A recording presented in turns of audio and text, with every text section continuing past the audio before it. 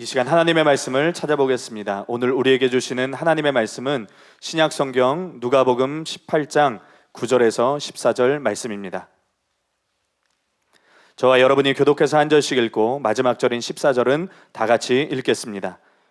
또 자기를 의롭다고 믿고 다른 사람을 멸시하는 자들에게 이 비유로 말씀하시되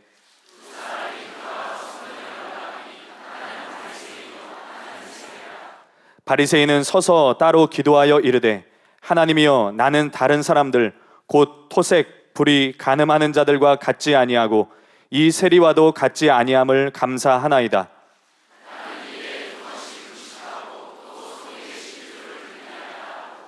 세리는 멀리 서서 감히 눈을 들어 하늘을 쳐다보지도 못하고 다만 가슴을 치며 이르되 하나님이여, 불쌍히 여기소서, 나는 죄인이로소이다 하였느니라. 내가 너희에게 이르노니 이에 저 바리새인이 아니고 이 사람이 의롭다 하심을 받고 그의 집으로 내려갔느니라. 무릇 자기를 높이는 자는 낮아지고 자기를 낮추는 자는 높아지리라 하시니라. 아멘. 이제 담임 목사님께서 나오셔서 당신의 고백을 점검하라, 이런 제목으로 하나님의 말씀 선포해 주시겠습니다.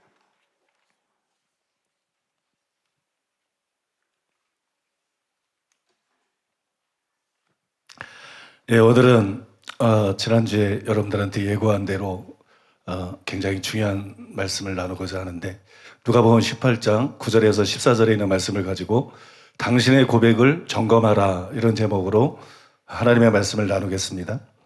오늘 우리가 다루고자 하는 고백은 신앙 고백을 말하는 게 아닙니다. 또 우리가 다루고자 하는 고백은 케네스 긴 목사님이 평소에 강조하는 말씀을 읊조리는 것, 그런 고백을 의미하는 것도 아닙니다. 평소에 말할 때 무심코 하는 자기 자신에 대한 고백, 평소에 말할 때 사람들이 무심코 자기 자신에 대해서 어떻게 평가하고 어떻게 말하는가, 그것에 관한 고백입니다. 저는 오랜 세월의 경험과 관찰을 통해서 사람의 고백이 그 사람의 정태를 드러낸다는 것을 발견하게 되었습니다. 그 사람이 어떤 고백을 하는가, 어떤 자기 고백을 하는가, 그걸 보면 그 사람이 어떤 사람인지를 알 수가 있어요. 많은 사람들이 많은 말들을 하고 살아갑니다.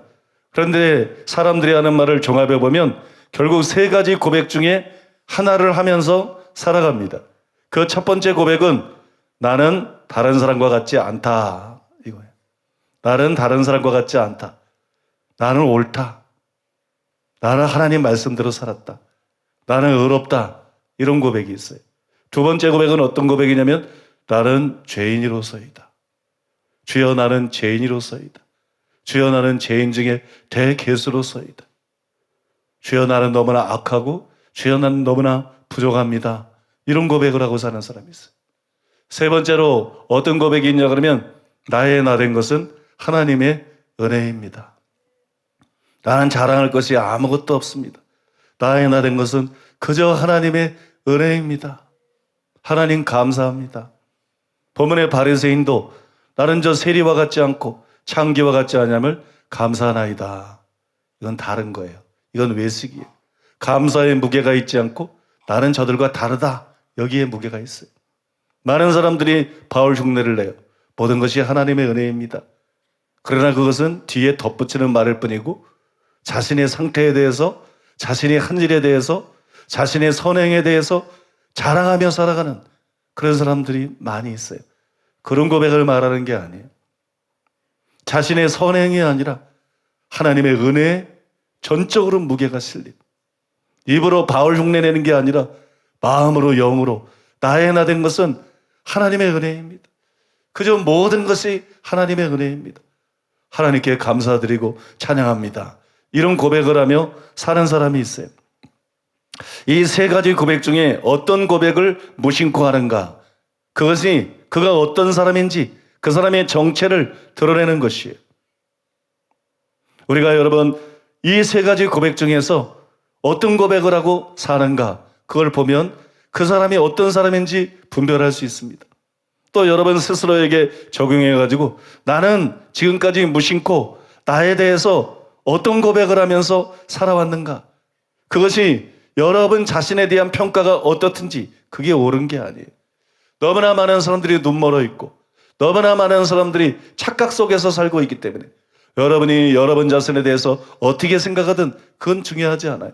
하나님이 여러분을 어떻게 생각하느냐, 어떻게 평가하시느냐, 그게 중요한 것인데 여러분, 그것은 이 세 가지 고백 중에 내가 어떤 고백을 평소 무심코 하면서 살아가는가, 그걸 보면 여러분이 실제로 어떤 존재인지를 알 수가 있는 것입니다. 사람이 변화되려면 먼저 주관적인 착각에서 벗어나야 됩니다. 말씀 듣는다고 변화되는 거 아니에요. 기도한다고 변화되는 거 아니에요. 집회 쫓아다닌다고 변화되는 거 아니에요. 결심하고 노력한다고 절대 변화 안 됩니다. 변화의 시작은 주관적인 착각에서 벗어나는 거예요. 자신을 옳다고, 자신을 의롭다고 생각하는 이 눈먼, 이 주관적인 착각에서 먼저 벗어나야 돼요.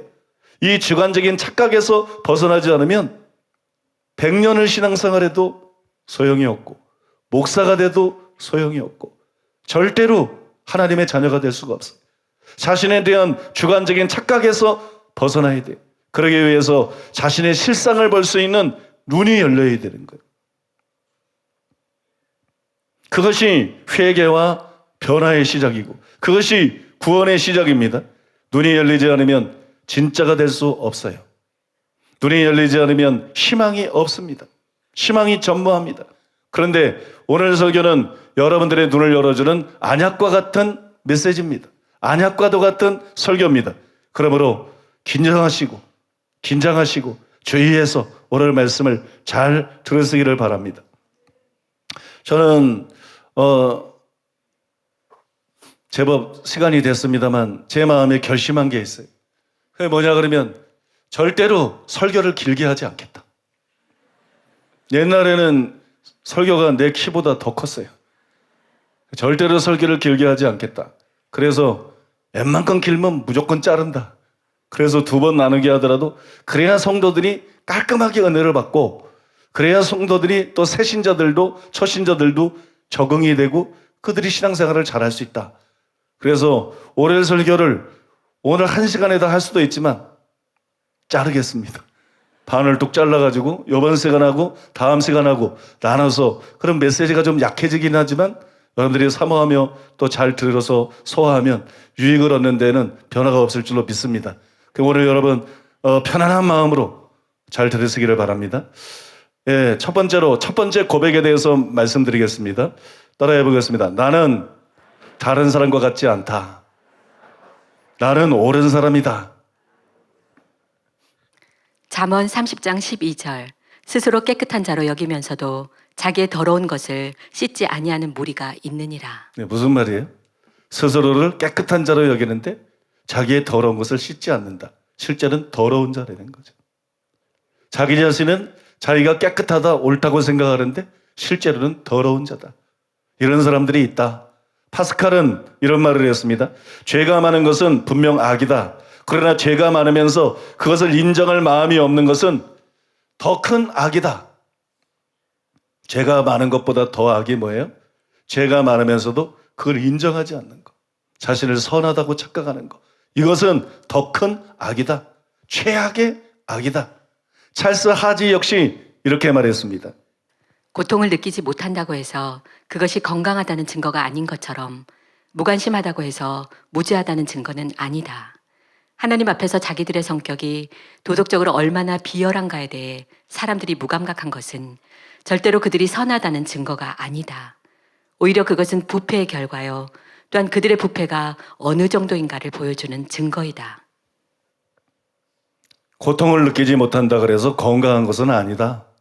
자기 죄를 자각하지 못한다 그래서 자기 죄를 깨닫지 못한다 그래서 자기를 의롭다고 선하다고 착각한다 그래서 그가 의로운 것은 절대 아니다. 그것은 오히려 그가 더 심각하게 부패한 사람이라는 것을 보여주는 증거가 되는 것이다. 여러 가지 질병이 있어요. 근데 가장 무서운 질병 중에 하나가 뭐냐? 문둥병입니다. 우리가 감기가 들려도 고통을 느낍니다. 불편을 느낍니다. 근데 문둥병자들은 살이 썩어 들어가고 손가락이 떨어져 나가도 고통을 못 느낍니다. 아무런 통증을 못 느낍니다. 그러니 문둥이가 건강한 것입니까? 최악으로 악한 사람, 최악의 죄인이 누구냐? 자기 자신이 이기적이면서도, 자기 자신이 욕심이 많으면서도, 자기 자신이 교만하고 악하면서도 그걸 전혀 모르는 사람입니다. 그래서 자신을 선하다고 생각하는 사람, 이 사람이 최고로 악인이에요. 성경에 보면 그런 사람이 나오는데, 그런 무리들이 나오는데 바리새인이 그런 사람이었어요. 사람들이 볼 때는 세리가 제일 악하다고 생각했어요. 사람들이 볼 때는 창기가 제일 악하다고 생각했어요. 세리를 상대하지 않았어요. 창기들을 멸시했어요. 그러나 예수님은 세리의 친구가 되셨어요. 창기들의 친구가 되셨어요. 죄인들의 친구가 되셨어요. 예수님은 그들에게서 희망을 보셨습니다. 그러나 예수님이 서기관과 바리새인들을 보았을 때 예수님은 경악했습니다. 회칠한 담이다. 평토장한 무덤이다. 자기 스스로를 옳게 여기지만 양심에 화인 맞은 자들이고, 자기를 모르는 사람들이고, 소경이고 우명이들이고 화했을진저 너희가 어떻게 지옥의 판결을 피하겠느냐. 예수님이 보신 최악의 죄인은 바로 자신들을 의롭다고 생각한 바리새인들이었어요. 본문에 나오는 바리새인과 세리의 기도에서 예수님은 바리새인을 가리켜서 뭐라고 평가하셨느냐? 자기를 의롭다고 믿는 사람들이다. 이게 바리새인이에요. 자기를 의롭다고 믿는 사람. 누가복음 18장 9절. 또 자기를 의롭다고 믿고 다른 사람을 멸시하는 자들에게 이 비유로 말씀하시되. 여러분, 이미 2장 전에서 예수님은 그들에 대해서 이렇게 평가했습니다. 누가복음 16장 15절에 보면 예수께서 이르시되 너희는, 바리새인들을 말하는 거예요, 너희는 사람 앞에서 스스로 옳다 하는 자들이나, 자기가 옳다고 말하는 사람들, 스스로 옳다 하는 자들이나, 이처럼 바리새인들은 자신들이 옳다고 착각했어요. 굳건히 믿었어요. 그것은 심각한 견고한 미혹이었어요.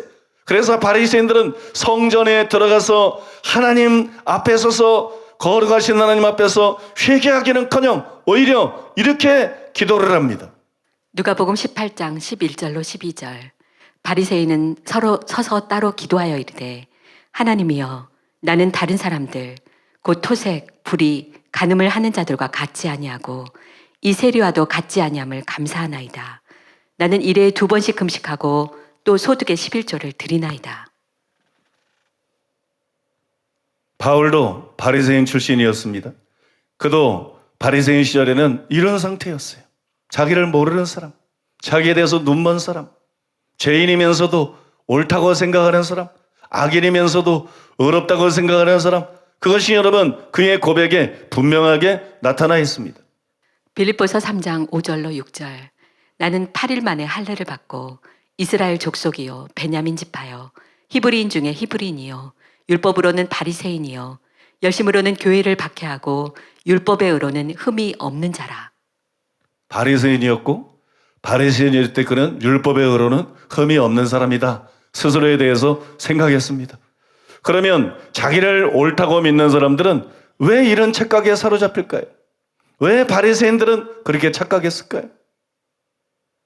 왜 속에는 방탕과 탐욕으로 가득하면서, 속에는 이기심으로 가득하면서 왜 자신의 그 악함을, 추함을, 자신의 사악함을 보지 못하고 왜 자신이 옳다는 이런 착각을 하게 되는 것일까요? 많은 원인들이 있을 수 있지만 무엇보다도 마음이 겸손하지 않고 교만해서 그렇습니다. 마음이 겸손하지 않고 교만하기 때문에 이런 일이 일어나는 것이에요. 이것이 본문에 분명하게 나타나 있습니다. 누가복음 18장 14절, 오늘 본문에 보면 내가 너에게 이르노니 이에 저 바리새인이 아니고 이 사람이 의롭다 하심을 받고 그의 집으로 내려갔느니라. 무릇 자기를 높이는 자는 낮아지고 자기를 낮추는 자는 높아지리라.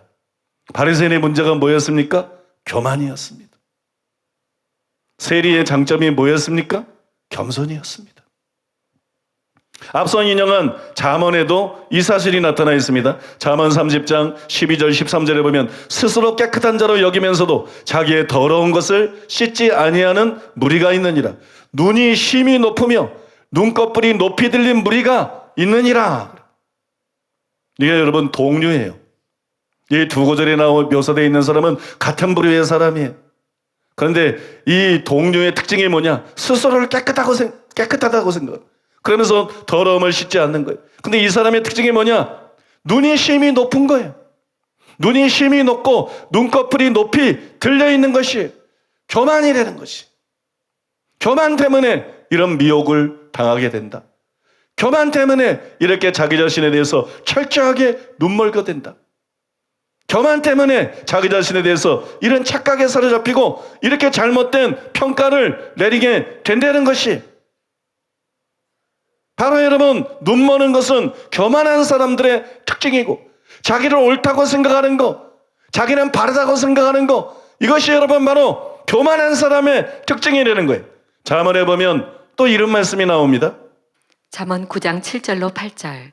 거만한 자를 징계하는 자는 도리어 능욕을 받고 악인을 책망하는 자는 도리어 흠이 잡히느니라. 거만한 자를 책망하지 말라. 그가 너를 미워할까 두려우니라. 지혜 있는 자를 책망하라. 그가 너를 사랑하리라. 솔로몬이 왜 이렇게 말했을까요? 거만한 자는 자기가 옳다는 착각에 빠지게 되고 자기의 실상을 보지 못합니다. 자기를 올바로 보지 못해요. 자기의 잘못을 인정하지 않습니다. 징계를 받아들이지 않습니다. 책망을 받아들이지 않습니다. 여러분, 실제로 우리가 상대방의 유익을 위해서 사랑으로 권면해주고 싶지만 우리 눈에는 환히 그 교만이 보이는데, 우리 눈에는 환히 그 이기심이 보이는데, 그 탐심이 보이는데, 그의 사악함이 보이는데, 저대로 살다간 틀림없이 가짜고 지옥인데, 정말 비판하기 위해서가 아니고 정말 그 영혼이 불쌍해서 정말 사랑으로 권변하고 말해주고 싶지만 그럴 수 없는 사람이 얼마나 많습니까? 선지자들의 메시지를 자신에 대한 요구로 여겼던 이스라엘 백성들처럼 그저 자신을 비판하고 자신을 욕한다고 생각하고 화를 내고 싸우고 달려들 것이 뻔하기 때문에 우리는 그들처럼 눈먼 소경이 아니요, 하나님의 말씀을 통해서 분명하게 실상을 보고 있어서 도와주고 싶지만, 권면하고 싶지만, 깨우치고 싶지만 말도 걸 수 없는 사람들이 이 땅에는 너무나 많이 있습니다. 교만이 그들의 눈을 멀게 만들어버렸기 때문이에요. 나아가서 실제로 우리 주변에 자기에 대해서 눈먼 사람들을 보노라면 디오드레베처럼 으뜸되기를 좋아하는 사람들입니다. 그런 특성이 나타나는 사람들이에요. 그 다음에 평소에 자기 자랑을 일삼는 사람들이, 자기 자랑을 끊임없이 하는 사람, 분명 가짜입니다. 요다서에 보면 자랑하는 자들을 심판하기 위해서 마지막에 주님이 오실 거라고 말했어요. 여러분, 대화 중에서 끊임없이 틈만 나면 자기 자랑을 한다. 이건 틀림없이 가짜입니다. 이건 틀림없이 영원히 잘못된 자입니다.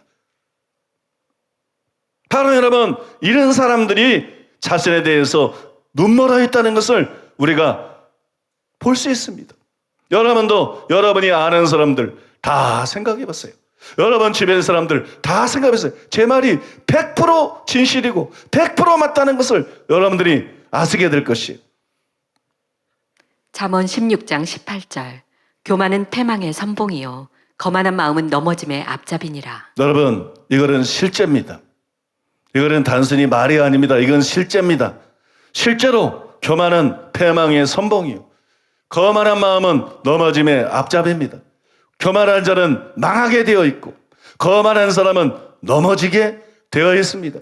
우리는 우리 교회 안에서도 실제로 그런 일들을 보았습니다. 교만한 자들이 어떻게 망하는가? 거만한 자들은 결국 어떻게 넘어지고 실족하는가? 우리는 여러분 분명하게 보았습니다. 그러므로 여러분, 교만한 마음을 버리시기 바랍니다. 교만한 마음을 버리십시오. 겸손한 마음을 가지십시오. 그래서 자기를 볼 수 있는 복된 여러분 되시기를 바랍니다. 지난주 주일 저녁인가요? 지난주 주일 저녁 제가 저녁 설교하고 제가 안 했죠? 사회 보고 그 다음에 교회 여러 가지 회의하고 늦게 집에 갔어요. 갈 때 김옥경 목사님이 인사한다고 따라 나왔어요. 그때 제가 김옥경 목사님에게 뜬금없이 이런 말을 했어요. 목사님, 다른 목사님을 믿습니다. 나는 목사님을 믿습니다. 목사님이 믿을 수 있는 사람이라는 생각이 듭니다. 그게 무슨 말인지 알아요? 갑자기 뜬금없이. 왜 믿을 수 있을까요? 왜? 거룩한 사람을 믿을 수 있을까요? 천만에요. 기도 많이 하는 사람 믿을 수 있을까요? 천만에요. 은사나 능력이 나타나면 그 사람 믿을 수 있을까요? 천만에요. 못 믿습니다. 왜 믿을 수 있을까요?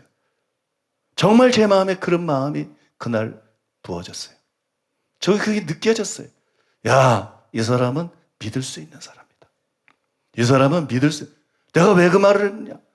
신앙생활 하면서 오랜 살 지켜봤어요. 그 다음에 김옥교 목사님의 최근에 변화되는 모습들을 봤어요. 최근에 하나님이 그 속에서 역사하는 걸 봤어요. 거기서 제가 뭘 봤느냐? 자기를 보는 눈이 계속 열리고 있구나. 많은 사람들이 은사를 받으면 자기를 보는 눈이 어두워져. 자기가 뭐 대단한 줄 알아. 은사는 하나님의 은혜일 뿐인데, 능력도 하나님 은혜일 뿐인데, 목사도 직분도 다 하나님 은혜로 직분뿐인데, 뭐 전도사 되면 뭐가 된 줄로 착각하고, 뭐 목사 되면 뭐가 된 줄, 목사 개코도 아니지 뭐야. 뭐 하나님 은혜로 쓰임 받는 거지. 뭐 설교 좀 잘하면 지가 뭐가 된 줄로 착각하고, 그게 다 은혜지. 인간이 설교 잘할 사람이 어디 있어? 이뭐 만담이야 무슨 뭐 강의하는 거. 다 하나님 은혜로 되는 거예요.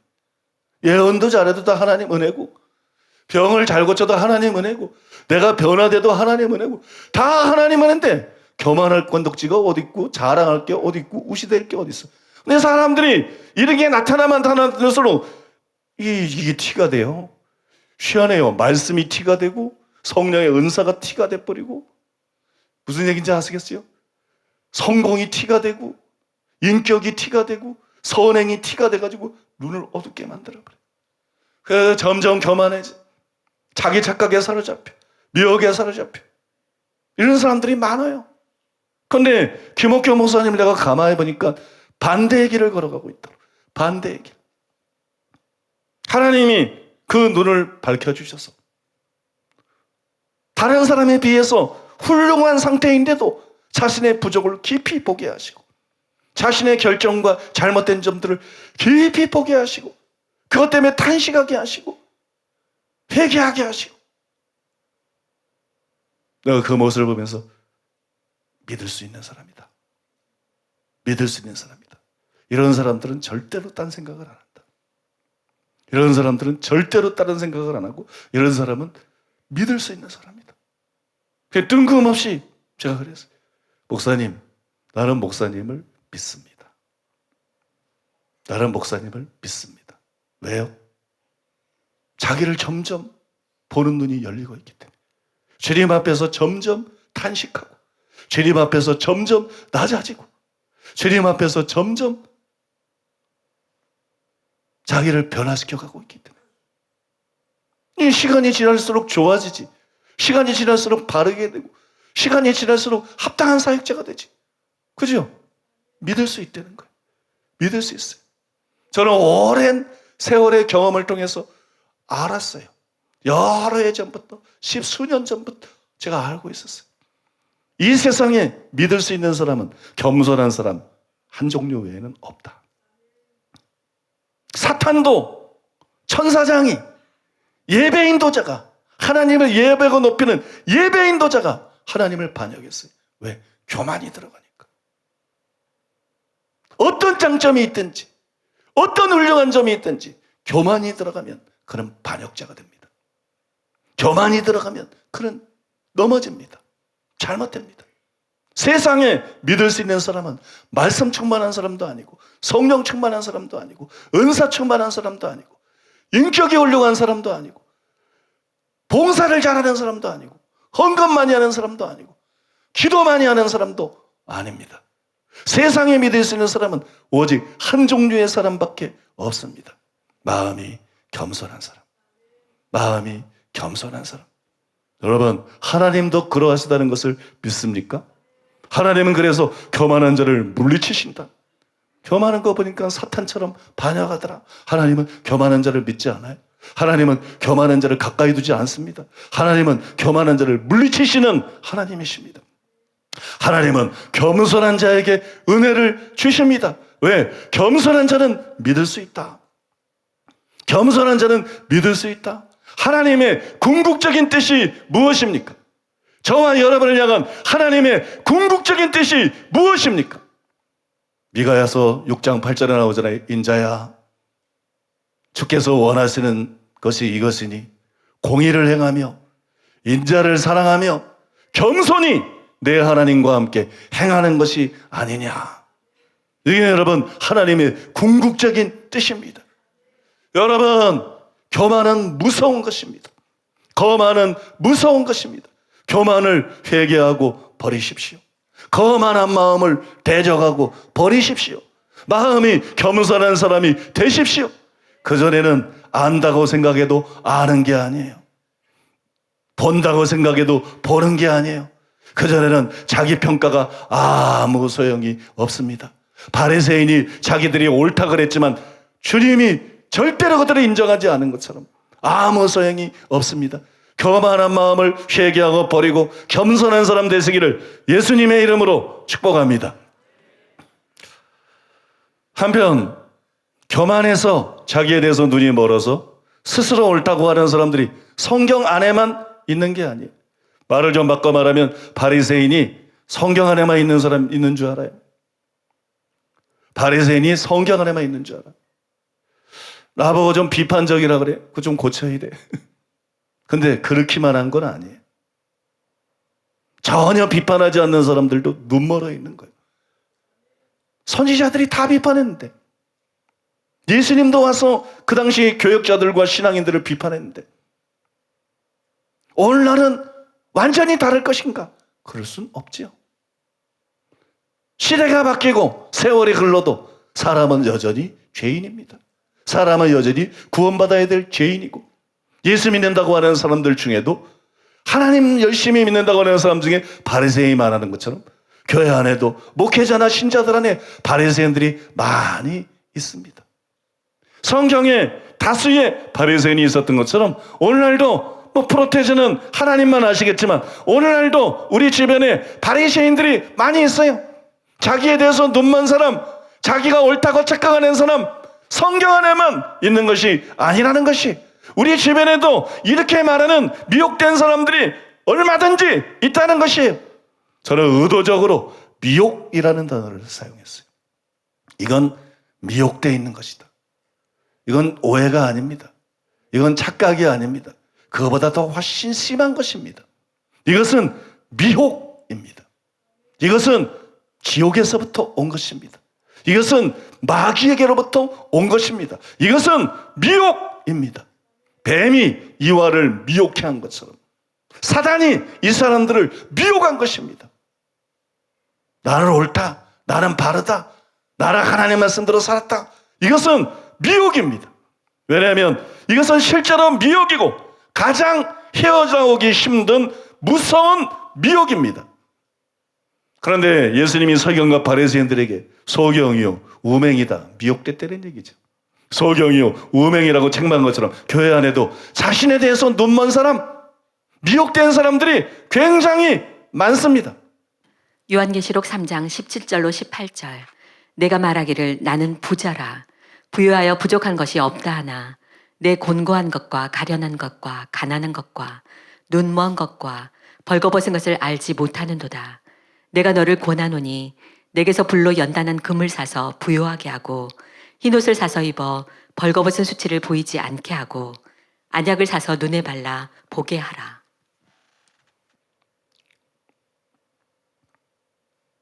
비통한 마음이 듭니다.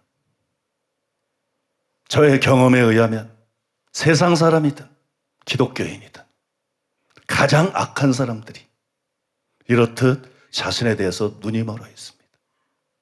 가장 악한 사람들이 자기는 옳다고 말합니다. 가장 악한 사람들이 자기는 다른 사람하고 다르다고 말합니다. 가장 악한 사람들이 자기들은 선하다고 말합니다. 가장 악한 사람들이 자신들은 하나님 말씀대로 살았다고 말합니다. 그래서 아연실색하게 만듭니다. 그래서 절망감을 느끼게 만듭니다. 그래서 좌절감을 느끼게 만듭니다. 우리는 그런 사람들이라 할지라도 멸망받는 것을 원하는 것이 아니기 때문에, 구원받는 것을 원하는 것이기 때문에 우리의 마음에 고통을 느끼게 만듭니다. 그런데 혹 여러분도 이런 고백을 하고 사시지는 않았습니까? 오늘 말씀의 제목이 뭐예요? 당신의 고백을 점검하라. 여러분은 무의식 중에 자신에 대해서 말했어요. 말하며 살면서 여러분들이 무의식 중에 자신에 대해서 말했어요. 여러분이 한 말들을 하나로 모아보세요. 그걸 짜내보세요. 그러면 어떤 한 문장이 생깁니다. 나는 다른 사람과 같지 않아. 나는 옳은 사람이야. 이게 떨어지든지, 주여 나는 죄인으로서이다. 이게 떨어지든지, 아니면 나의 나 된 것은 그저 하나님의 은혜입니다. 전적으로 하나님의 은혜입니다. 이게 떨어지든지. 여러분의 고백이 어떤 고백인지 진지하게 살펴보세요. 만약에 여러분이 나는 다른 사람과 같지 않아, 나는 의인이야, 나를 옳은 사람이야, 나를 하나님 말씀대로 살았어, 여러분들이 이런 고백을 하고 살았다면 여러분은 저주를 받은 것입니다. 여러분의 영혼은 저주 아래에 있는 것입니다. 저주 아래. 여러분은 미혹을 받은 것입니다. 여러분들에게 화가 있을 것입니다. 화가 있을 것입니다. 화 있을진저 너희 외식하는 서기관과 바리새인들이여. 화 있을진저 너희 외식하는 서기관과 바리새인들이여. 화 있을진저 너희 외식하는 서기관들과 바리새인들이여. 뱀들아, 독사의 새끼들아, 너희가 어떻게 지옥의 판결을 피하겠느냐. 예수님의 이 말씀은 바로 자기에 대해서 눈먼 사람들, 자기를 알지 못하는 사람들, 탐욕과 방탕으로 가득하면서도, 이기적이면서도, 명예를 사랑하면서도 자기를 옳다고 생각했던 서기관과 바리새인들에 대한 선언이었음을 기억해야 되고, 그것이 여러분 오늘날도 자기를 옳다고 생각하는 사람들에 대한 예수님의 변함없는, 바뀔 수 없는 선언이라는 것을 아셔야 됩니다. 그래서 심각하게 생각해야 됩니다. 진지해져야 됩니다. 이 상태에서 눈이 떠져서 벗어나지 않으면 그는 지옥이기 때문입니다. 교회 직분 아무것도 아닙니다. 몇십 년 신앙생활로 아무것도 아닙니다. 성경 많이 하는 거 아무것도 아닙니다. 기도 오래 하는 거, 바리새인도 오래 기도했습니다. 심각하게 생각해야 돼요. 반드시 심각하게 생각하고 고쳐야 됩니다. 바뀌어야 됩니다. 제가 정색을 하고 이렇게 말을 하는 이유, 이런 부류의 사람들, 자기에 대해서 눈먼 사람들, 부패한 상태에 있으면서도 자기를 옳다고 뻔뻔하게 말하는 사람들, 이런 사람들은 하나님도 그를 구원할 수가 없습니다. 어떻게 목사가 그를 구원할 수 있겠습니까? 어떻게 전도자가 그를 구원할 수 있겠습니까? 어떻게 가족들이 그를 구원할 수 있겠습니까? 하나님도 방법이 없습니다. 하나님도 그를 포기합니다. 하나님도 그 상태의 사람들은 어찌할 수가 없습니다. 그걸 예수님이 이렇게 표현하셨어요. 누가복음 5장 31절로 32절. 예수께서 대답하여 이르시되 건강한 자에게는 의사가 쓸데없고 병든 자에게라야 쓸데있나니 내가 의인을 부르러 온 것이 아니요 죄인을 불러 회개시키러 왔노라. 예수님은 구원하러 오셨어요. 그래서 사람을 구원시키기 위해서 회개시켜야 됐어요. 예수님은 모든 사람을 회개시키러 오지 않았습니다. 예수님은 모든 사람이 회개하기를 원하십니다. 베드로후서 3장 8절 9절에 다 회개하게 이르기를 원하시느니라. 예수님은 모든 사람이 회개하기를 원하지만 모든 사람을 회개시키러 오지 않았습니다. 예수님은 의인을 부르러 오지 않았습니다. 예수님은 죄인을 부르러 오셨습니다. 예수님은 죄인을 불러 회개시키러 오셨습니다. 성경이 말한 대로 의인은 없나니 하나도 없습니다. 그러므로 이거전에 나오는 의인은 실제로 의인이 아니라 자신을 의인이라고 착각하는 죄인입니다. 바리새인들을 말하는 겁니다. 시대를 막론하고 자신을 의인이라고 착각하는 죄인들이에요.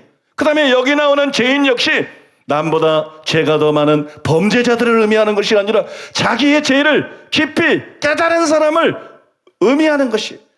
예수님은 의인을 부르러 오지 않았습니다. 죄인을 불러 회개시키러 오셨습니다.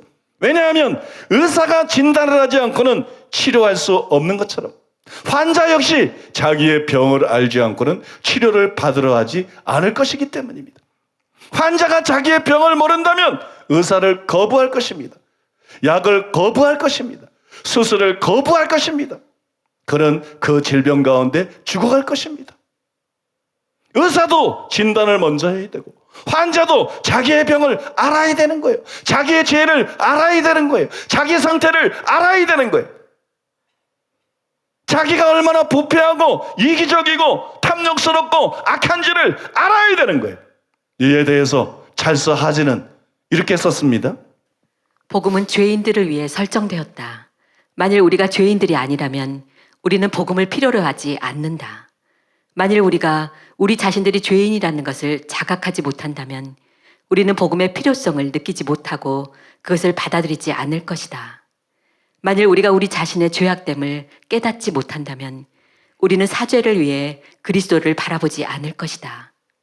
만일 우리가 우리 자신이 부정하다는 것을 깨닫지 못한다면 우리는 정결케 됨을 바라지도 않을 것이다. 그러므로 우리가 구원받기 위해서는 죄에 대하여 확신해야만 한다. 복음은 죄인들을 위해서 설정되었다. 복음은 자기를 보는 눈이 열려서 자기의 부패상을 알고 자기의 악함을 알고 자기가 얼마나 이기적이고 음란하고 탐욕스러운지를 알고 탄식하며 회개하는 사람을 위한 것이지 자기가 옳다고 생각하는 뻔뻔한 바리새인들을 위한 것이 아닙니다. 믿습니까? 복음은 죄인들을 위해 설정되었습니다. 그러므로 우리가 구원받기 위해서는 죄에 대해서 확신해야 된다. 죄에 대한 깨달음이 없이 복음은 무용지물입니다. 예수 그리스도는 아무 일도 할 수 없습니다. 하나님은 그를 구원할 수 없습니다. 그래서 여러분 죄를 먼저 깨달아야 돼요. 그러므로 자기를 모르는 사람, 즉 자기의 잘못을 모르는 사람이 가장 절망적인 사람인 것이에요. 이들은 이사야가 예언하며 경고한 바로 그런 종류의 사람들입니다. 마태복음 13장 14절로 15절. 이사야의 예언이 그들에게 이루어졌으니 일렀으되 너희가 듣기는 들어도 깨닫지 못할 것이요 보기는 보아도 알지 못하리라. 이 백성들의 마음이 완악하여져서 그 귀는 듣기에 둔하고 눈은 감았으니 이는 눈으로 보고 귀로 듣고 마음으로 깨달아 돌이켜 내게 고침을 받을까 두려워함이라 하였느니라. 이런 사람들은 자기 상태를 보지 못해요. 눈이 멀고 귀도 먹었습니다. 자기 상태를 보지 못해요. 그래서 고침을 받지 못합니다. 돌이키지를 않습니다. 자기가 바르다고 생각하기 때문에 진짜 회개를 안 합니다. 그냥 종교적인 자백을 할 뿐이지 진짜 회개를 안 합니다. 악함에서 돌이키지 않습니다. 이기적인 데서 돌이키지 않습니다. 탐심에서 돌이키지 않습니다. 여러분, 정욕에서 돌이키지 않습니다. 명예욕에서 돌이키지 않습니다. 돌이켜야 고침을 받는데. 이사야가 말한 고침, 예수님이 말한 고침은 구원입니다. 병이 죄이기 때문에, 병든 자를 회개시키러 왔기 때문에 고침은 구원입니다. 돌이켜야 구원을 받는데, 그 상태로는 지옥인데, 그 상태로는 멸망인데, 눈이 멀고 귀가 먹어서 자기 상태를 암만 말씀을 들어도 못 보는 사람들은 돌이키지 않습니다. 고침을 받지 못합니다. 구원을 받지 못합니다. 멸망을 받습니다. 그래서 여러분들이 반드시 자기를 볼 수 있어야 되는 거예요. 그래서 반드시 자기의 죄를 깨닫고 자기 자신이 얼마나 악한 존재인지를 하나님 앞에서 이사야처럼 발견하고 탄식하고 애통하는 사람이 돼야 되는 것이에요. 여러분 모두가 소크라테스가 너 자신을 알라 이 말 아시죠? 그런데 이 말만 알지 정작 자기를 모르는 사람들이 이 땅에 얼마나 많은지 모릅니다. 저는 이 말이 불신자들에게 그리고 교회 안에 있는 외식하는 자들에게 가장 필요하고 가장 중요한 메시지라고 생각합니다. 너 자신을 알라. 자기를 모르기 때문에 아무리 설교를 들어도 회개하지 않는 거예요. 아무리 교회를 오래 다녀도 회개하지 않는 거예요. 거듭나지 않는 거예요. 변화되지 않는 거예요. 심지어는 장로가 되고 심지어는 목사가 돼도 변화되지 않고 계속 살다가 지옥에 떨어지는 것이에요. 불신자들에게 제일 필요한 것이 뭐냐? 자신을 아는 겁니다. 난 그게 참 계시적이라고 생각해. 철학자들이 한 그 수많은 말 중에 이 말이 가장 유명한 거. 그것도 하나님의 자연 계시가 아니겠는가? 자연을 통해서 하나님께서 말씀하고 있는 게 아니겠는가? 교회 안에 있는 명목상의 신자들, 교회 안에 있는 위식자들에게 가장 필요한 메시지는 로마서를 강의하는 것도 계시록을 강의하는 것도 아닙니다. 그들에게 가장 필요한 것은 너 자신을 알라 이거예요. 너 자신을 알아라. 저는 지금 정죄하기 위해서 이 말을 하고 있는 게 아닙니다. 여러분 모두가 미혹에서 벗어나서 참 신자가 되기를 간절히 바라는 마음으로, 안타까운 마음으로 이 말을 하고 있는 것이 하나님이 나의 증인이십니다. 이 점에 있어서 하나님이 나의 증인이세요. 저의 말은 비판이 아니라 제 영혼 속 깊은 곳에서 우러나오는 영혼들을 향한 탄식입니다. 영혼들을 향한 탄식, 영혼들을 향한 절규입니다. 왜냐하면 그대로는 희망이 없기 때문에, 그대로는 지옥이기 때문에, 멸망이기 때문에 저는 진심으로 모든 사람들의 눈이 열리고 구원받기를 원합니다. 그래서 그런 소원을 가지고 여러분의 영혼과 구원을 위해서 여러분들에게 도움이 될 만한 두 가지 말을 소개해드리고 다음 대지로 넘어가기를 원합니다. 먼저 프랜시스 프렌지펜의 말인데, 그런 짧지만 강력한 이런 말을 했습니다. 굉장히 중요한 말입니다. 옛 성품의 부패를 깨닫지 못하면 우리는 크리스천 바리새인들, 즉 경멸과 위선으로 가득 찬 위선자들이 됩니다. 굉장히 중요한 말이에요. 옛 성품의 부패를 깨닫지 못하면, 자기를 제대로 보고 자기 죄를 깨닫지 못하면 크리스천 바리새인들, 그가 바리새인이라는 거예요. 그가 바리새인이 된다는 거예요. 크리스천 바리새인들, 즉 경멸과 위선으로 가득 찬 위선자들이 된다 사실입니다. 왜 바리새인만 바리새인이라고 생각하죠? 왜 자기가 바리새인일 수 있다는 것을 보지 못하죠? 로이드 존즈가 그런 말 했던 기억이 납니다. 주여 나는 바리새인입니다. 자기가 바리새인인 것을 알고 깊이 회개한 경험이 없는 사람은 바리새인이다. 난 바리새인이 아니다. 그게 바리새인이야.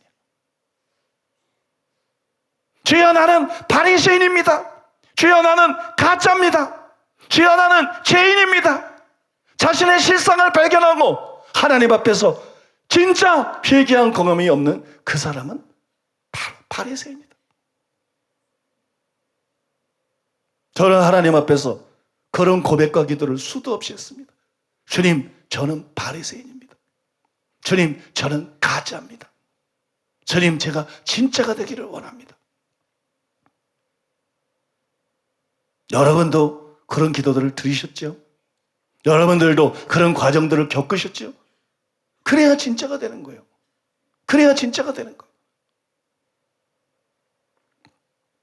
다음으로 소개해드리고 싶은 것은 베르나드가 한 다음과 같은 예언적인 발언입니다.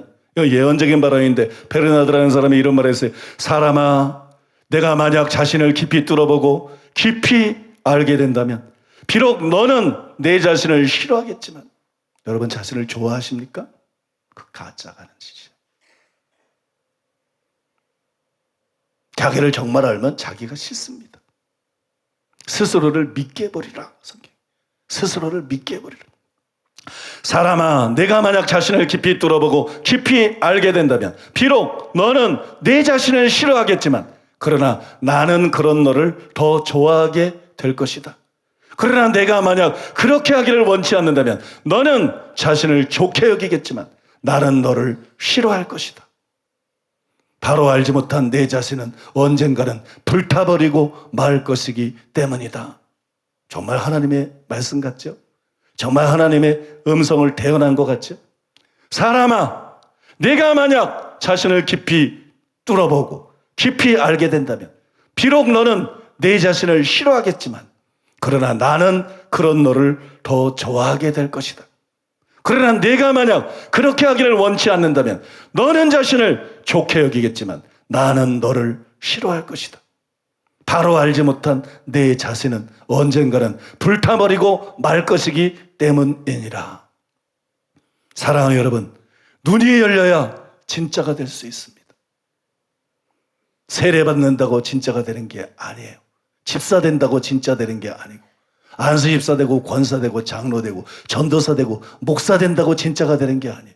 눈이 열려야 진짜가 될 수 있습니다. 눈이 열려야 시편의 다윗의 기도가 보여주는 것처럼 더욱 성숙할 수 있습니다. 나를 시험하사 내 마음을 아시고 내 뜻을 아옵소서. 나를 영원한 길로 인도하셔서. 눈이 열리게 해달라는 기도예요. 자기 눈이 더 열리게 해달라는 기도예요.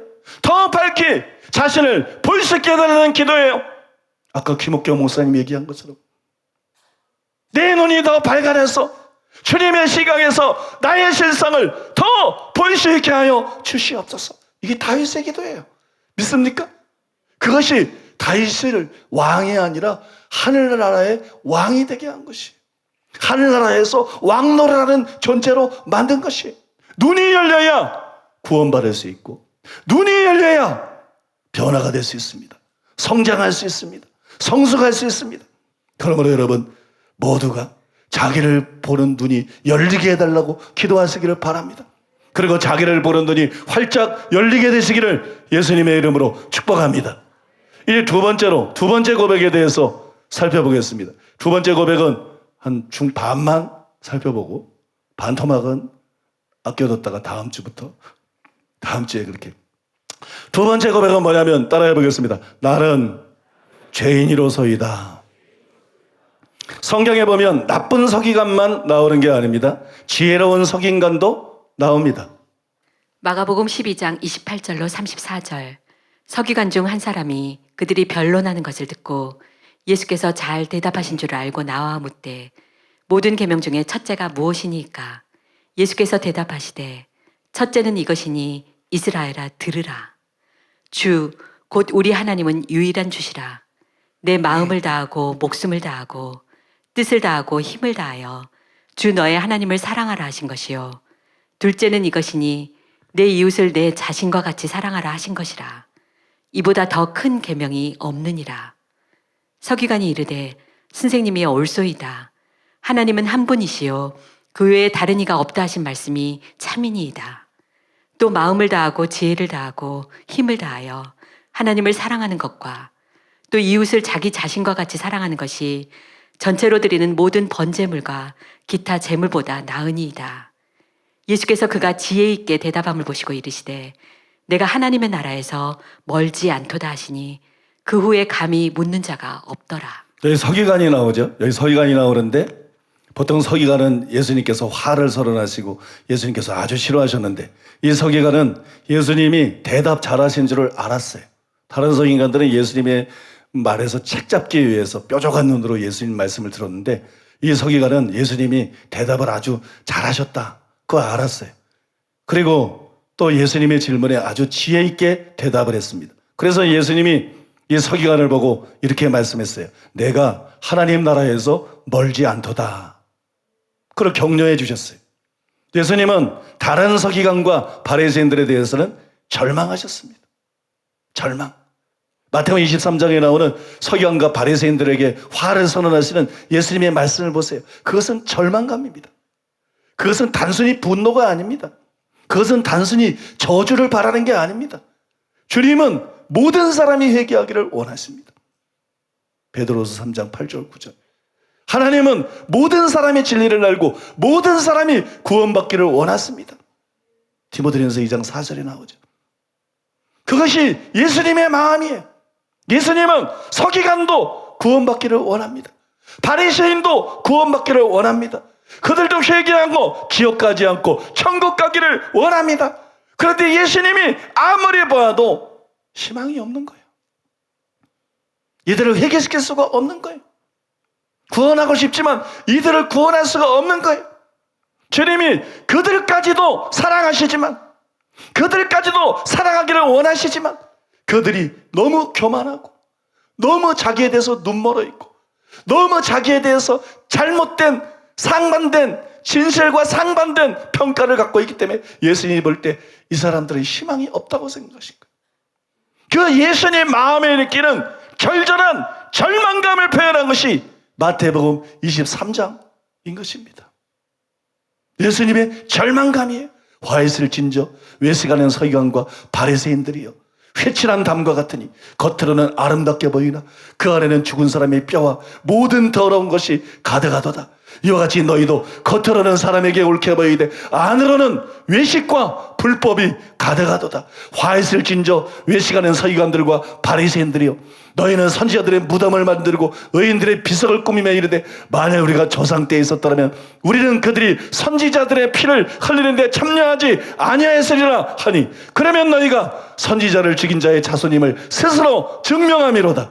너희가 너희 조상의 분량을 채우라. 복입니다.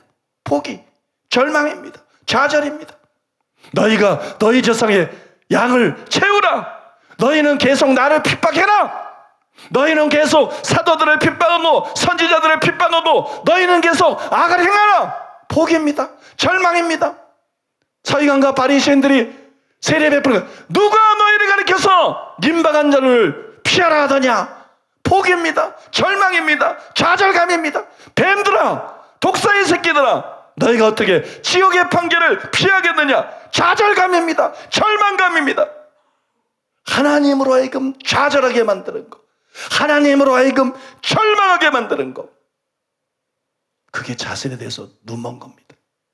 교만해서 자신에 대해서 눈먼 것, 죄 가운데 있으면서도 마음이 더러우면서도 이기적이고 탐욕적이면서 나는 옳다, 나는 바르다, 나는 바르게 신앙생활을 하고 있다, 나는 구원받았다, 저주받은 것입니다.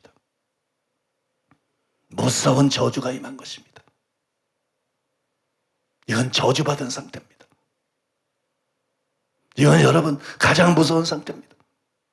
예수님은 서기관들에게 대해서 절망하셨어요. 좌절하셨어요. 탄식하셨어요. 신음하셨습니다. 그러나 예수님은 방금 읽어드린 이 서기관에 대해서는 희망을 보셨어요. 그에게서 희망을 보았습니다. 그러면 여러분, 이처럼 이 서기관처럼 율법을 알고 지혜가 있는 것이 희망적인 것이라면, 율법을 통해 자신의 죄를 깨닫고 자기 자신에 대해서 바르게 알게 된 사람은 얼마나 더 희망적이겠습니까? 첫 번째 대지에서 다른 사람은 절망적이라는 거, 희망이 없다는 거예요. 그 상태에서 벗어나지 않는 한 희망이 없다. 심각하게 여기고 회개하고 바뀌지 않는 한 희망이 없다. 두 번째, 주여 나는 죄인으로서이다. 이 사람에게는 희망이 있습니다. 이런 사람들에게는 희망이 있어요. 이런 사람들은 희망적입니다. 이런 사람들은 가장 희망이 있는 사람들입니다. 예수님이 다메섹 도상에 나타나셨을 때 사도 바울에게 이런 말씀을 했습니다. 사도행전 26장 15절로 18절. 나는 내가 박해하는 예수라. 일어나 너의 발로 서라. 내가 내게 나타난 것은 곧 내가 나를 본 일과 장차 내가 내게 나타날 일에 너로 종과 증인을 삼으려 함이니, 이스라엘과 이방인들에게서 내가 너를 구원하여 그들에게 보내어 그 눈을 뜨게 하여 어둠에서 빛으로, 사탄의 권세에서 하나님께로 돌아오게 하고 죄사함과 나를 믿어 거룩하게 된 무리 가운데서 기업을 얻게 하리라. 여러분, 이 말씀 주목해서 보세요. 굉장히 중요한 말씀입니다. 왜 구원론을 로마서 1장 16절이나 17절에서만 끌어내려고 그러죠? 왜 구원론을 사도행전 16장 31절 주 예수를 믿으라 그러면 너와 내 집에 구원을 얻으리라 이런 데서만 끌어내려고 그러죠? 예수님은 구원론을 정확하게 계시해 준 것은 바로 바울입니다. 그 다음에 예수님이 그런 소명을 맡길 바울을 부르면서 사람을 구원하기 위해서, 이방인과 유대인들을 구원하기 위해서 그를 파송하시는데, 가서 그들을 어떻게 구원할 수 있는지를 말해주고 있어요. 우리나라에 유행하고 있는 구원론이, 값싼 구원을 외치는 루터식의 구원론이 얼마나 성경에서 벗어난 것이며 얼마나 영혼들을 잘못되게 하는 것인가를 보여줄 수 있어요. 여기 예수님이 뭐라 했어요? 내가 나를 본 일과 내가 내게 나타난 것은 곧 내가 나를 본 일과 장차 내가 내게 나타날 일에 너로 종과 증인을 삼으려 하매니, 이스라엘과 이방인에게서 내가 너를 구원하여 그들에게 보내어 그 눈을 뜨게 하여, 그 눈을 뜨게 하여 어두움에서 빛으로, 사단의 권세에서 하나님께로 돌아오게 하고, 제사함과 나를 믿어 거룩하게 된 무리 가운데 기업을 얻게 하리라. 믿는 자가 다 천국 갑니까? 아니요. 거룩한 사람만 갑니다. 어두움에서 빛으로. 어두움은 죄입니다. 빛의 열매를 행해라. 여러분, 어두움에서 빛으로 세상의 빛이 되라. 너희 선행, 그죠? 마태복음 5장. 어두움에서 빛으로, 사단의 권세, 사단에게 복종하고 사단이 원하는 대로, 사단이 시키는 대로 살았던 사람이 사단의 권세에서 해방이 돼가지고, 믿습니까? 단순히 제사함이 아닙니다. 하나님께로 돌아와서 하나님께 복종하며 사는 것입니다. 아버지의 뜻대로 하는 자라야 천국에 들어가리라. 나를 믿어 제사함과 거룩하게 된 무리, 믿습니까? 죄만 용서해주고 천국 보내는 게 아닙니다. 나를 믿어 제사함과 거룩하게 된 무리 가운데서 기업을 얻게 하리라. 이것이 예수님이 가진 구원관입니다. 이것이 예수님께서 바울에게 요약해서 말씀하신 구원관입니다. 근데 여기 보면 사람이 구원받기 위해서 제일 먼저 필요한 것이 뭐냐? 그 눈을 뜨는 겁니다. 그 눈이 떠져야 됩니다. 그럼 이 눈은 무슨 눈입니까? 여기 이 눈이 무슨 눈이? 그 눈을 뜨게 하여 어두움에서 빛으로, 그랬어요. 사단의 권세에서 하나님께로 돌아오게 하고, 그뿐만이 아닙니다, 여러분. 그 뒤에 보면 바울이 계속해서 이렇게 말합니다. 아그리빠 왕이요, 이 바로 다음 구절이에요. 아그리빠 왕이요, 그러므로 하늘에서 보이신 것을 내가 거스리지 아니하고, 방금 전에 예수님이 말씀한 거 자기가 거스리지 않고 그 명령에 기초해서, 그 말씀에 기초해서 먼저 다메섹과 예루살렘에 있는 사람과 온 땅과 유대 온 땅과 이방인에게까지 회개하고 하나님께 돌아와서 회개에 합당한 일을 하라 전함으로,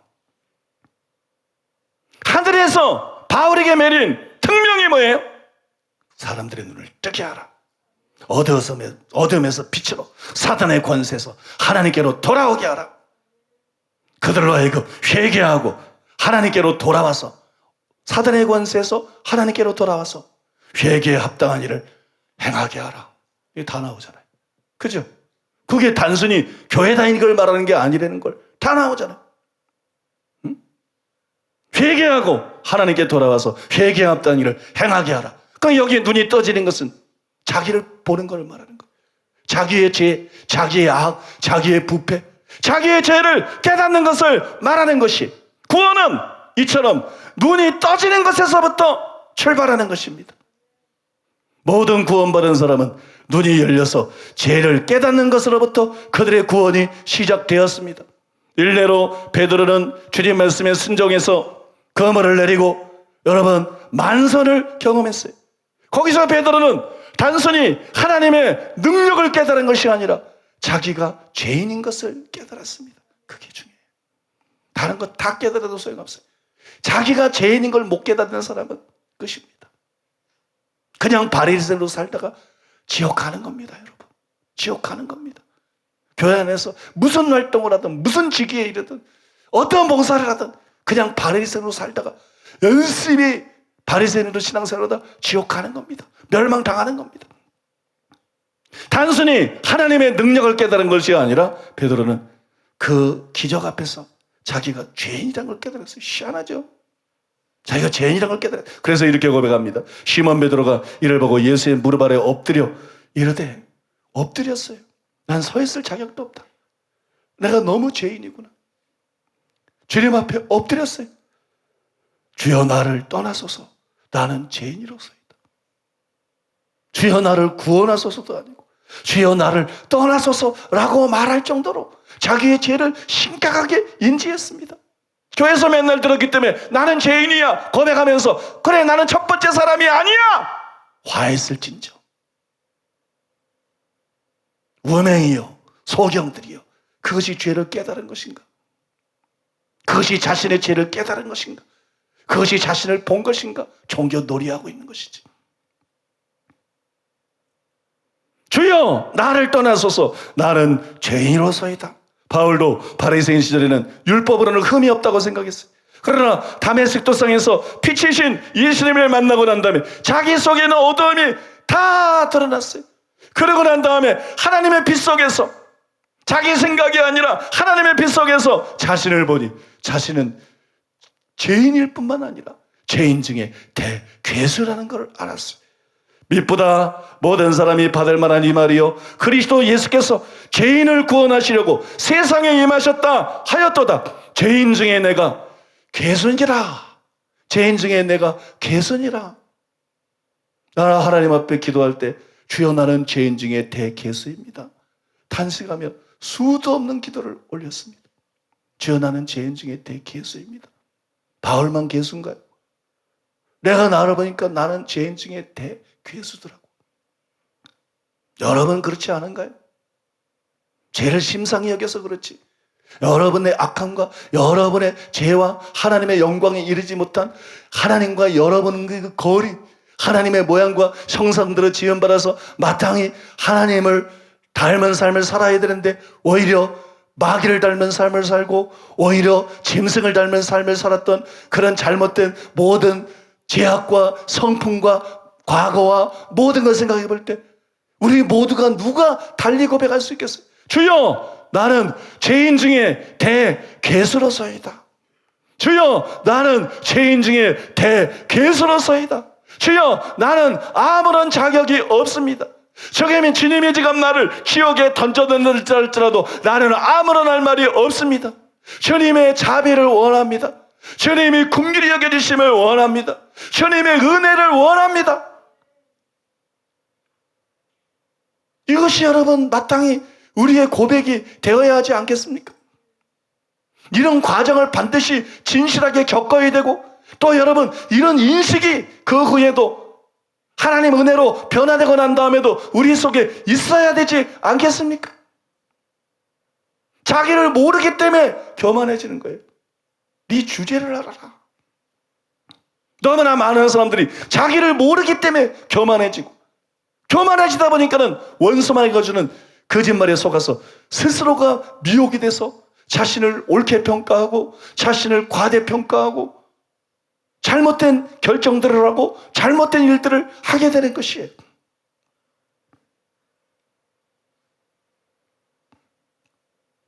여러분, 세리도 자기를 의롭다고 믿었던 바리새인들과 달리 성전에 올라가서 이렇게 기도합니다. 세리는 멀리 서서 감히 눈을 들어 하늘을 쳐다보지도 못하고 다만 가슴을 치며 이르되 하나님이여 불쌍히 여기소서. 하나님이여 불쌍히 여기소서. 나는 죄인이로소이다. 그리고 여러분, 오순절날 베드로의 설교를 들은 이스라엘 백성들이 탄식하면서 이렇게 말했습니다. 그들이 이 말을 했고 마음에 찔려, 머리에서 나오는 거 안 돼요.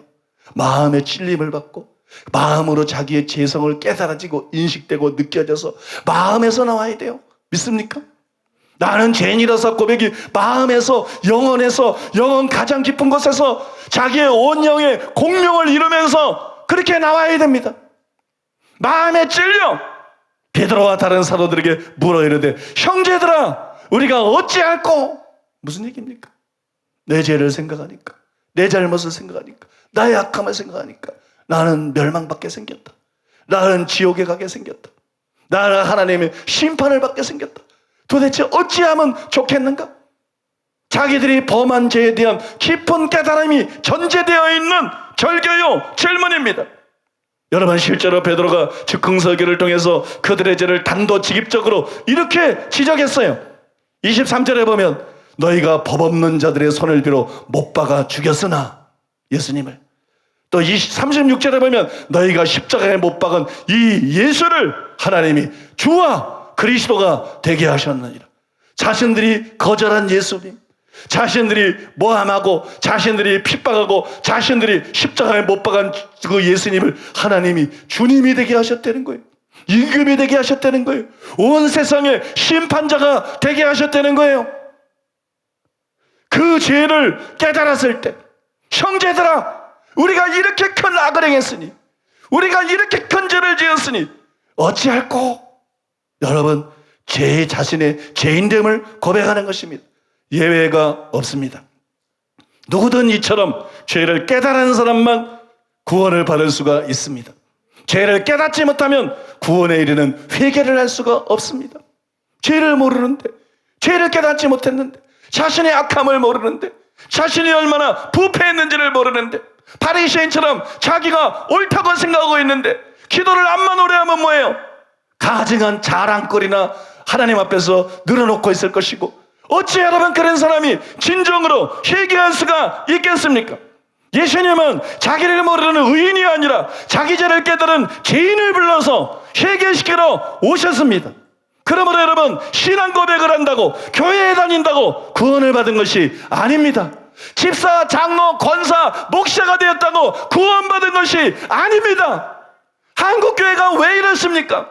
왜 여러분 개독교 소리를 듣습니까? 구원받지 못한 목사가 너무 많기 때문이고, 구원받지 못한 장로가 너무 많기 때문이고, 구원받지 못한 권사와 집사와 신자들이 너무 많기 때문 아닙니까? 구원받은 사람은 어떤 사람입니까? 예수님께서 마태복음 5장 팔복에서 말씀한 것처럼 팔복의 사람들이 아닙니까? 그들은 단순히 신앙 고백하고, 그들은 단순히 교회 출석하고 성경 공부하는 사람들이 아니라 팔복의 사람이기 때문에 예수님은 그들을 세상의 빛이라 말씀하시고, 예수님은 그들을 세상의 소금이라 말씀한 것이 아닙니까? 세상의 빛이 기독교가 아닙니까? 세상의 소금이 기독교가 아닙니까? 그런데 어떻게 빛이 비치는데, 소금이 제맛을 내는데 불신자들이 기독교를 개독교라고 말할 수 있고, 불신자들이 목사를 목사라고 말할 수 있습니까? 집사는 되고 권사, 장로, 목사는 됐는데 자기 죄를 진정으로 깨닫고 회개하고 예수님의 인군과 구주로 모셔드리고 진짜 기독교인이 되지 못했기 때문에, 그런 사람이 이 땅에 너무 많기 때문에 이런 일들이 벌어지고 있고, 이런 현상들이 벌어지고 있는 것입니다. 여러분, 그것을 해결하라고 하나님이 이 교회를 세운 거 아닙니까? 그 문제를 해결하고 그거를 좀 바꾸신 대로 바꿔보라고 하나님이 안타까워서 이 교회를 일으키고 여러분을 일으킨 것이 아닙니까?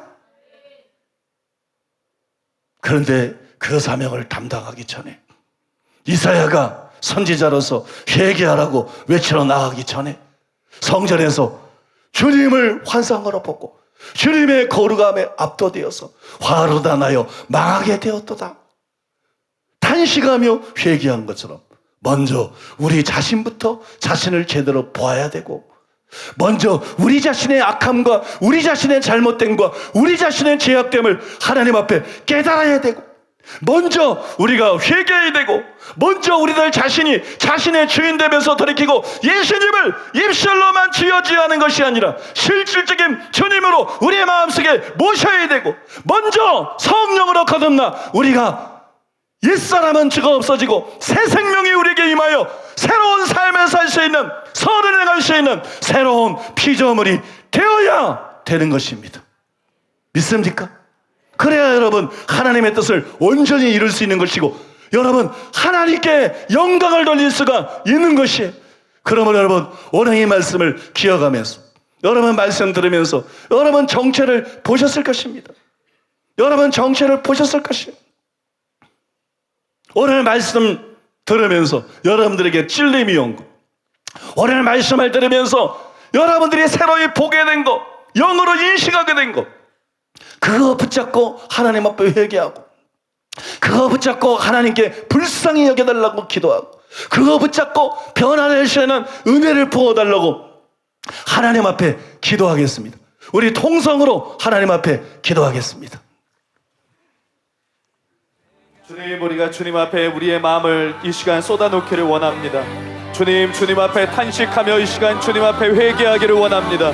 주님, 내 정체와 하나님 내 자신을 알지 못했던 우리를 하나님 깨닫게 하심을 주님 감사합니다. 주님을 거절했던 나를 주님 앞에 이 시간 내려놓습니다. 주님, 나를 보지 못했던 나 자신을 주님 이 시간 주님 앞에 내려놓습니다. 나의 죄인됨을 깨닫지 못하고 주님 나를 남들보다 나은 자처럼, 주님 나를 남들보다 우월한 자인 것처럼 여겼던 주님 우리의 완악함을 하나님 우리의 깨닫지 못해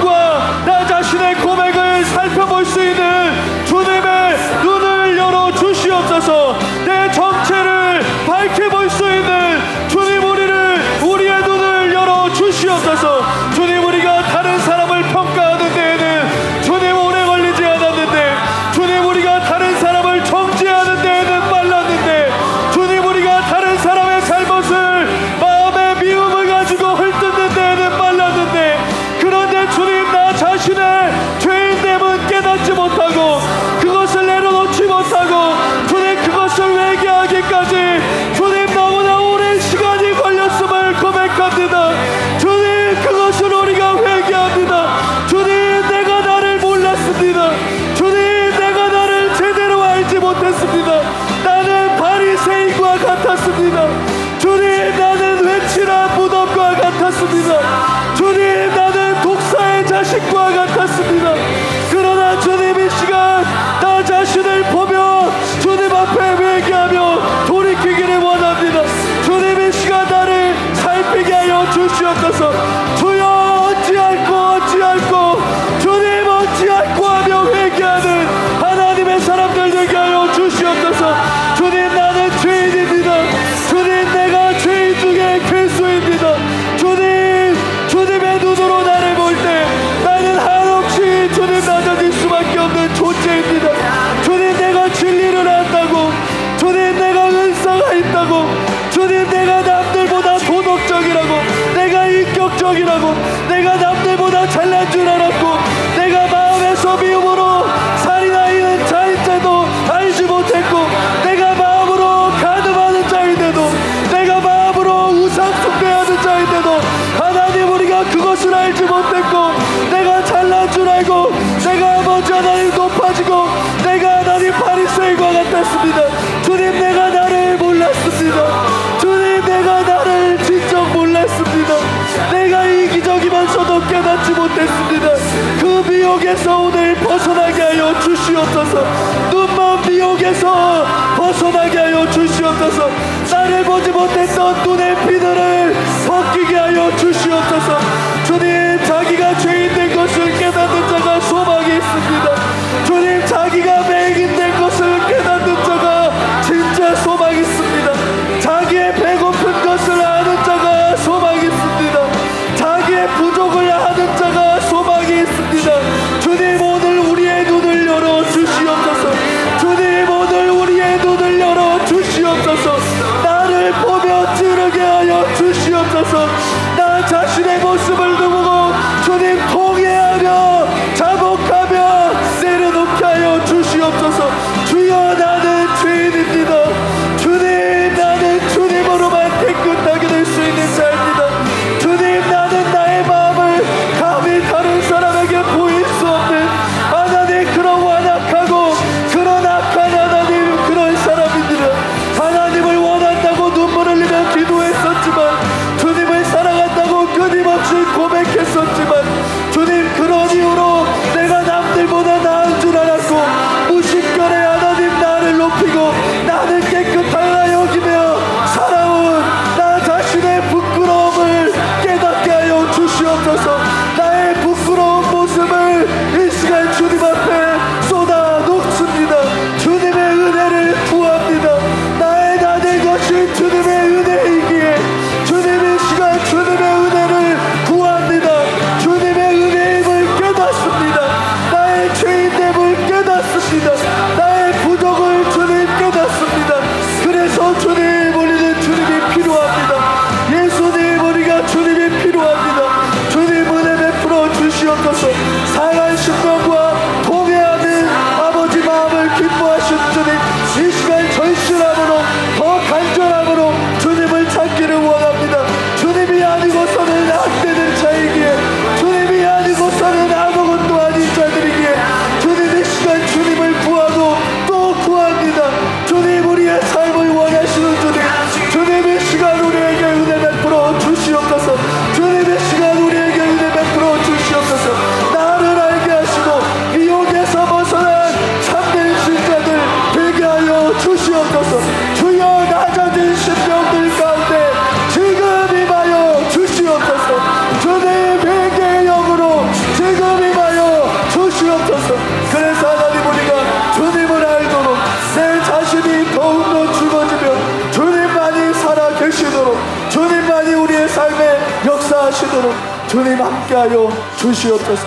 우리를 사랑으로 가득히 안으시고 격려하시는 주님, 감사합니다. 주님을 찬양합니다. 사랑합니다. 이 모든 것을 예수님의 이름으로 기도드렸습니다. 아멘. 이제 담임 목사님 나오셔서 드려진 예물을 위해 축복해 주시고 축도로 일부 예배를 마치겠습니다.